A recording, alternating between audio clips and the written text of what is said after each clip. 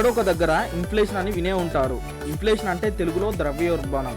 అంటే ఏదైనా వస్తువు యొక్క ప్రైస్ ఇయర్ ఆన్ ఇయర్ పెరగడం.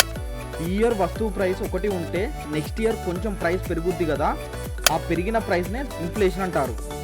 ఫుడ్కి ఇన్ఫ్లేషన్ 5.66% ఉంది, వెజిటేబుల్స్కి 10.7% ఉంది, టమాటోస్కి 47.9% ఉంది, ఫ్యూయల్ అండ్ లైట్స్కి 5.31% ఉంది, హౌసింగ్కి 2.66% ఉంది. ఇలా ప్రతి ఒక్క వస్తువుకి ప్రతి ఒక్క దానికి పర్సంటేజ్ అనేది ఉంటుంది.